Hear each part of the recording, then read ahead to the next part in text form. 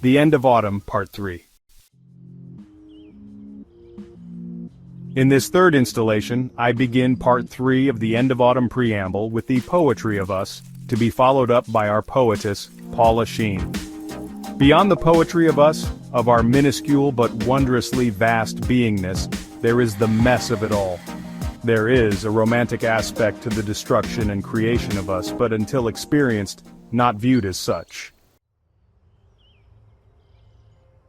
Being able to survive alone, very doable, but very much easier said than done. When one commits all of their heart and that recipient leaves, oh my.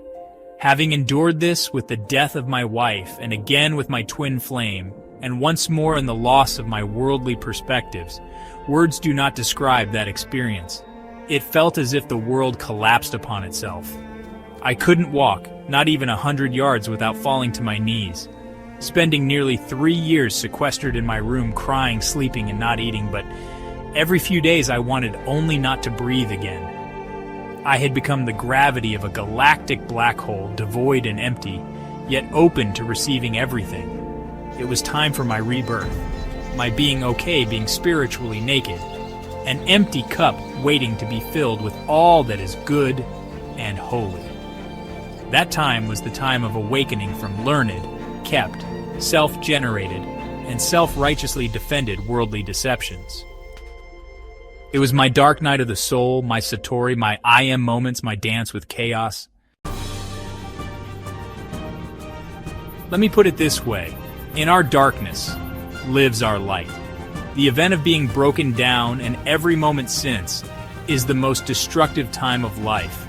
It too, and yes, you will survive, as did I, is the most preciously beautiful birth ever experienced.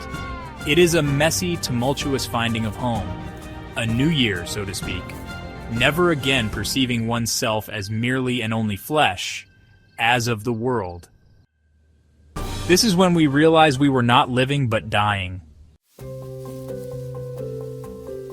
This is our return to innocence of being the essence and image of God. Written and shared by Mark Bell through I Am Wisdom on Substack.com. Now for our poetess Paula Sheen from northeastern USA and around the world. Eternity's Shadow. To get a good start, one needs to prepare, whenever possible, but much comes on dare eternity is always beckoning from day one. Neath shadow of time, adventures say run, to capture all you planned before race is done. Yet it hardly seems a blink when vision peered zenith. In sight blue orbs never veered eyes of an ancient wrapped securely restless to be ready to run freely over the blanket edge, reviewing life's sum. Tasking lessons learned never to repeat, when knowing those paths lead to defeat. Eternity forgives, knowing the pitfalls nonetheless. Running a maze, smashing into walls. Troublesome when weakness is not overcome. Yearning, Almighty's love threaded strum. Over the eons, connecting, losing, again comes the hum, never wavering in the fragile container. Determined eternity's shadow holding, keeping all clear-minded. Written and conveyed by Paula Sheen on Substack.com.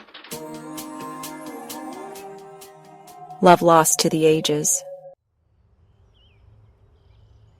Landing into a world of time. Overcoming separation of prime, venturing forward at times. Brave events seem too hard not to cave, love supreme. Chips given a chance. Over time, recognizing the parlance. Still a battle to fight. Overcome, decide time too long, not a child. Missing too as bride. Tumbling leaves in the wind as pages of life open a story sometimes of love, sometimes of strife. Then into time comes the chips that fit into the heart. Heart softened by sorrow, by care, unfurls as a dart enters and pours out unconditional love from the ages again, met, set, and matched to finish a story's pages. God's plan in action, turning sorrow into rapture. End of times comes for all when the spirit is in capture. Spirits arise to source to return, lesson learned or again returned. Thank you again for spending a few moments with our authors. We truly hope our perspectives help. If you found our messages helpful, please let us know in a comment. Leave a heart, a like, or a thumbs up. Oh, and share us on social media or elsewhere. Coming up in part 4 will be examples of what the substance of our collaboration will be, our deep, expanding perspectives of beingness. Again, thank you.